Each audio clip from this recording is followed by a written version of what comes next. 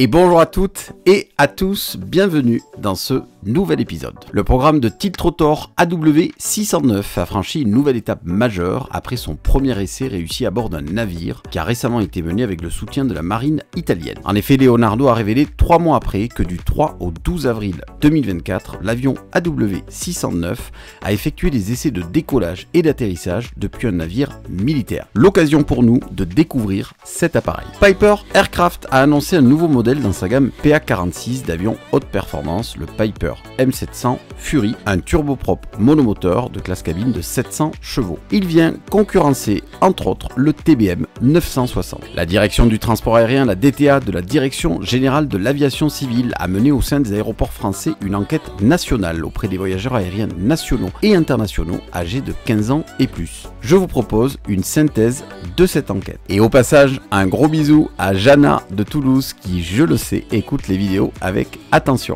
Je vous souhaite un excellent épisode.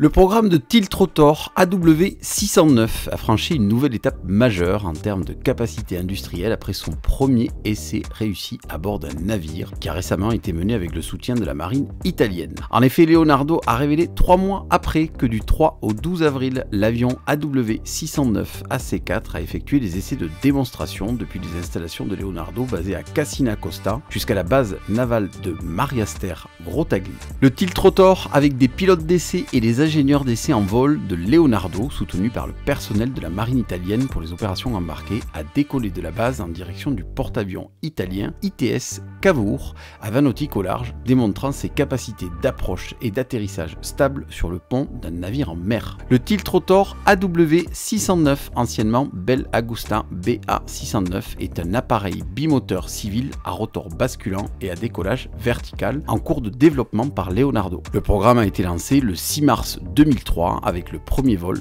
de l'appareil. L'AW609 dispose d'une configuration similaire à celle du Boeing Bell V-22 Osprey. Le développement du programme a enregistré à ce jour plus de 1900 heures de vol en Italie et aux États-Unis. Vous l'avez compris, la particularité de cet appareil, ses rotors basculent vers le haut pour lui permettre de décoller et d'atterrir verticalement comme un hélicoptère. Pour la croisière, les moteurs et les rotors basculent vers l'avant et il redevient un avion conventionnel. L'AW609 pourra être utilisé dans le transport aérien de point à point en alliant la vitesse, l'autonomie et le confort d'un avion à voilure fixe à la commodité et à la flexibilité d'un hélicoptère. L'AW609 Tiltrotor sera adapté à une large gamme de missions, notamment le transport de VIP et de cadres, les services parapublics, médicaux et de sauvetage et les services énergétiques. Long de 14,1 mètres et d'une envergure de 18,29 mètres, l'AW609 pourra transporter jusqu'à 9 passagers et 2 membres d'équipage. D'une masse max de 8 tonnes, l'AW609 est équipé de 2 Pratt & Whitney Canada PT6C67A qui lui permettront de transporter plus de 2,7 tonnes de charge utile. Mais alors à quoi ça sert de développer un avion aussi complexe alors que les hélicoptères font la même chose? En fait, pas tout à fait. L'avantage de cet appareil, c'est qu'il peut voler plus haut et plus vite. Comparons-le avec le H145. Pourquoi le H145? Parce que je l'adore. Non, je déconne, parce que le H145 est très répandu dans le transport de VIP, mais surtout dans le transport médical. Premier avantage du Tiltrotor, la vitesse. Le H145 vole à une vitesse maximale de 140 nœuds, soit 260 km/h. Le Tiltrotor AW609, quant à lui, peut voler à une vitesse de 270 nœuds, soit 500 km/h, pratiquement 2 fois plus vite qu'un hélicoptère. Deuxième avantage, le rayon d'action. Le H145 peut parcourir 650 km maximum, alors que le Tiltrotor AW609 peut en parcourir avec un réservoir auxiliaire 1389. Autre avantage, l'AW609 est doté d'une cabine pressurisée, confortable, conçue pour une croisière efficace. Il peut voler plus haut que les hélicoptères. Aussi, ce dernier pourra éviter une partie des conditions météorologiques en passant au-dessus des couches nuageuses, mais surtout au-dessus du relief, ce qui lui évite de faire un contournement qui pourrait rallonger le vol. Le Tiltrotor peut voler à une altitude maximale de 25 000 pieds, soit 7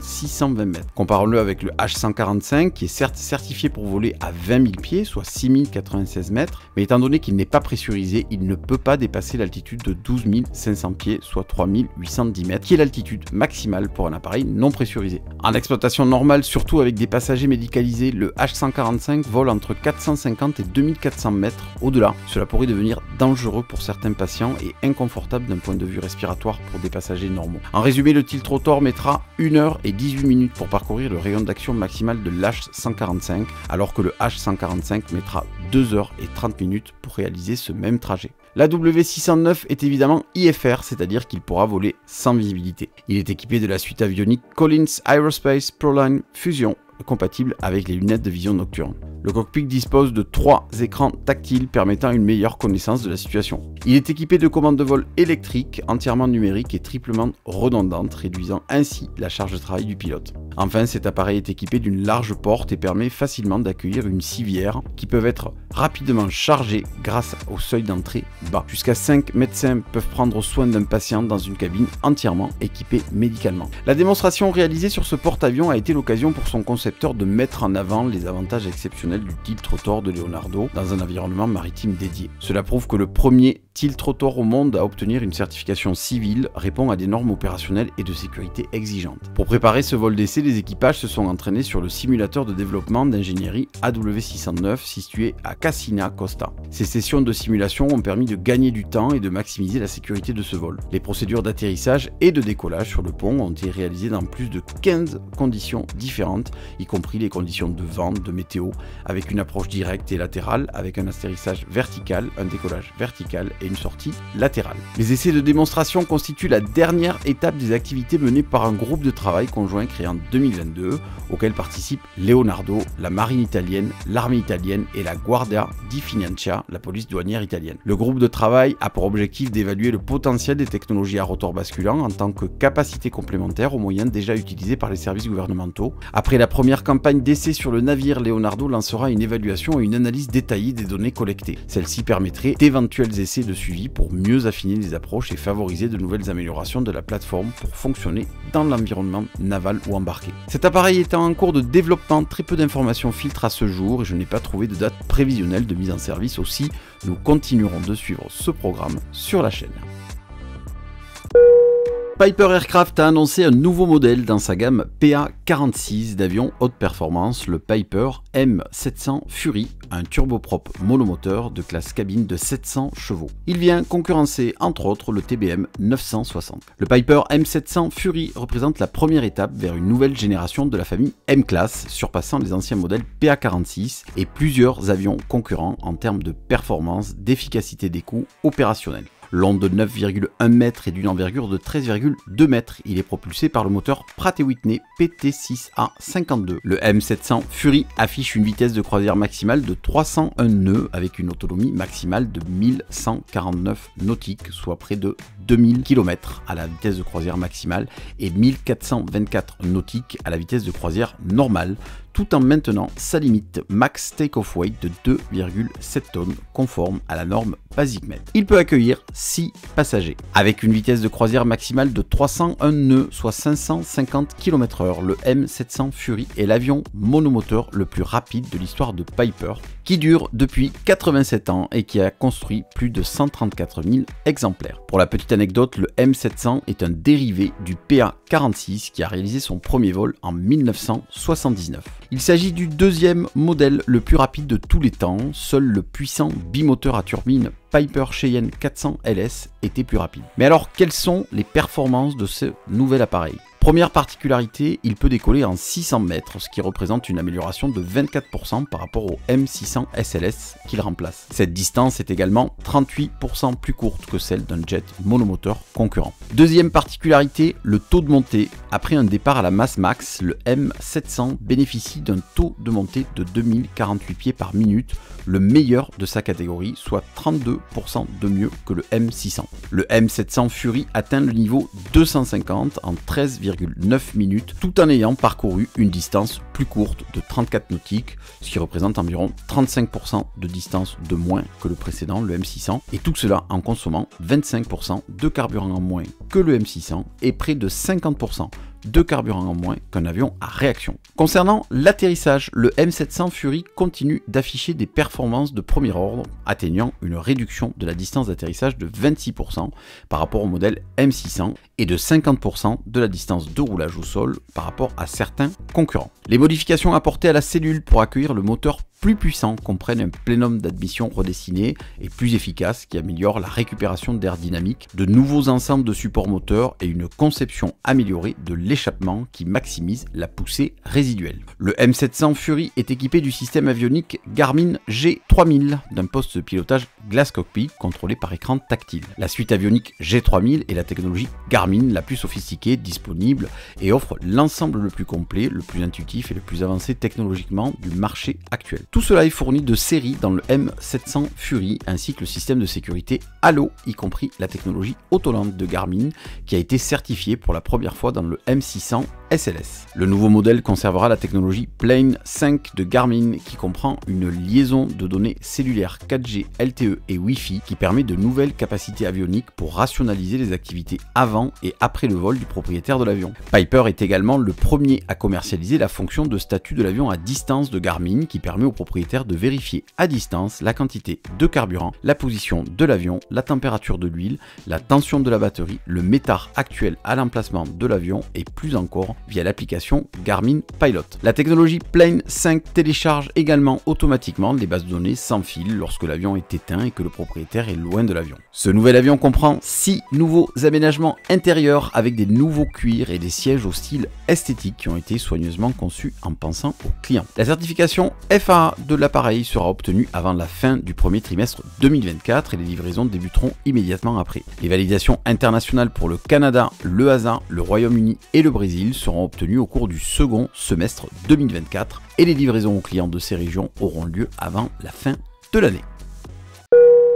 Entre 2009 et 2016, la direction du transport aérien, la DTA, de la Direction générale de l'aviation civile, la DGAC, a mené au sein des aéroports français une enquête nationale auprès des voyageurs aériens nationaux et internationaux âgés de 15 ans et plus.